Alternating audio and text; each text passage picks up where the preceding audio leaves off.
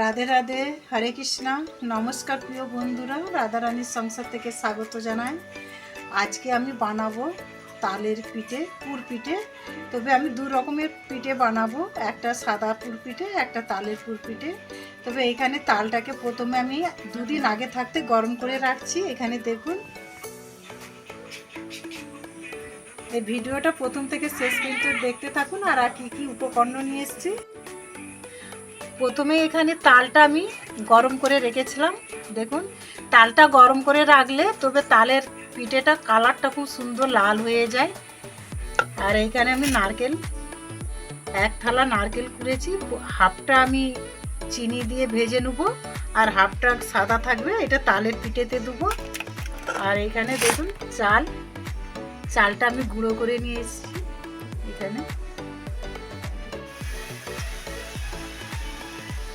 এখানে প্রথমে আমি সাদা পিঠের এটা করে নেবো। দেখুন এখানে জলটা ফুটছে, আমি লবণটা দিয়ে দিচ্ছি আর এখানে দিয়ে দেবো গুঁড়ি। এটা সাদা পুর পিঠের হাতালিটা করে নেবো।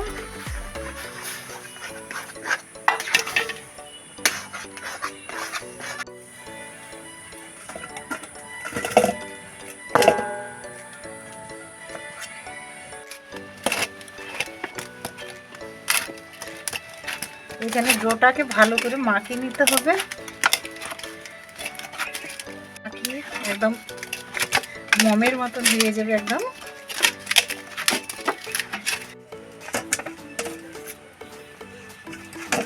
এইখানে আমার সাদা পিঠে দুটো ডো হয়েছে, এবার আমি তালের ডোটা করে নেব। প্রথমে দিয়ে দেবো আবার কড়াই তালটাকে ভালো করে গরম করে নেব। এখানে আমার তালটা হয়ে গেছে, দেখুন খুব সুন্দর কালারটা এসে গেছে। তালটাকে যত গরম করে রাখবে ততই এর কালারটা খুব লাল হয়ে আসবে। দেখছেন কালারটা খুব সুন্দর হয়ে গেছে। আমি এবার দিয়ে দেবো তালের মধ্যে চালের গুঁড়ি।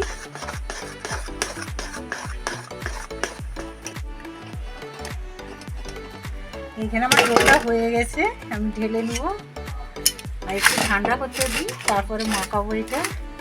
দেখছেন কালারটা কত সুন্দর এসে গেছে।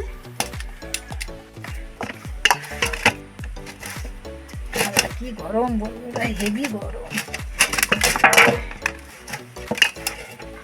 ডোটাকে এইভাবে আমি সবটাই মাখিয়ে নেব। দেখছেন খুব সুন্দর, মানে খুব নরম না হয় আর শক্ত না হয়, এটা আরও ঠান্ডা হলে টেনে নেবে।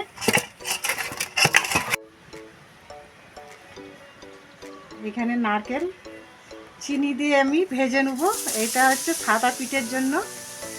নারকেলটা খুব সুন্দর একদম সাদা ধপধপ করছে দেখুন। আর এই নারকেলটা রেখে দেবো, এটা তালের পিঠে, এটা কিন্তু ভাজা হবে না। এটা শুধু আমি এলাচ আর এমনি কাঁচা চিনি দিয়ে এটা মাখাবো। পরিমাণ মতন দিয়ে দেবো চিনি, তবে গুড় দিয়েও এটা হয়। আমি যেটা চিনি দিয়ে ভেজে নেবো নারকেলটা।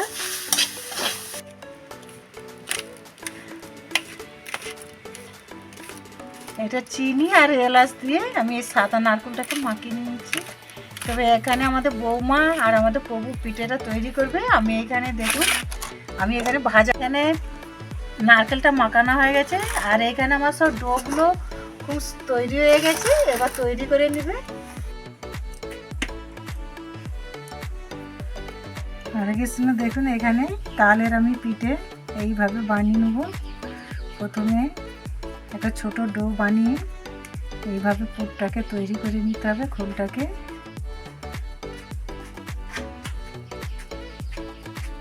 দেখুন কত সুন্দর একটা খোল করে নিয়েছি। তার মধ্যে দিয়ে দেবো নারকেল আর এইভাবে মুড়ে নিতে হবে। দেখুন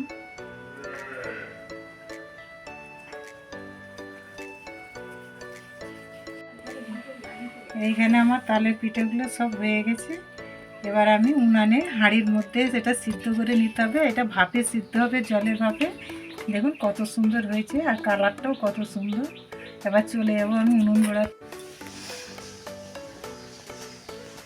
হরে কৃষ্ণ। এখানে দেখুন উনানেতে আমি একটা হাঁড়ি বস করিয়েছি, আর একটা এরকম ছিদ্র এখানে জামবাটিতে হাঁড়ির মুখে দেওয়া হয়েছে। এই ভাপটা যে বেরোচ্ছে, ভাবের মধ্যে আমি দিয়ে দেবো দুটো কাঠি, কেননা ওইটা যাইতে না জোড়ায়, এটা তালের পিঠে তো।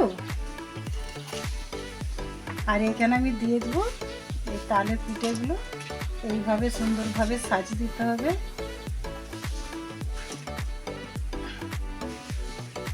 তবে আমার সাদা পিঠেটা হয়ে গেছে সিদ্ধ, আমি দেখাবো। আমি তালের পিঠেটা সাজিয়ে দিই আগে।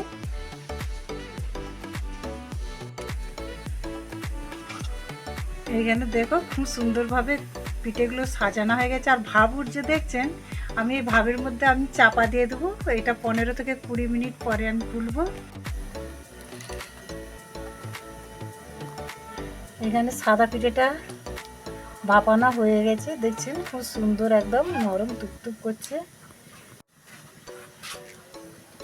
এটা খুব সুন্দর সিদ্ধ হয়ে গেছে। আর দেখছেন ভিতরে পুরটাও খুব ভালোভাবে আছে। তবে তালের পিঠেটা চাপিয়েছি, 15 মিনিট পরে আমি লাগাবো।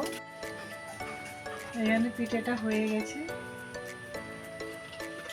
দেখুন খুব সুন্দর একটা ভাপ উঠছে। আর ভাপেতে পিঠেটা একদম দেখছেন কত সুন্দর শক্ত হয়ে গেছে, আর কালারটাও কি সুন্দর লাল হয়ে গেছে। পিঠের মধ্যে হালকা করে আমি জল ছড়িয়ে দেবো, কেন জলটা ছড়ালে এটা পিঠেতে জড়াবে না।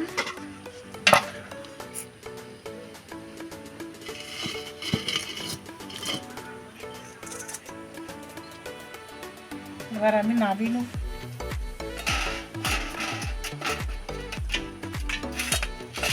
বাবা কি গরম!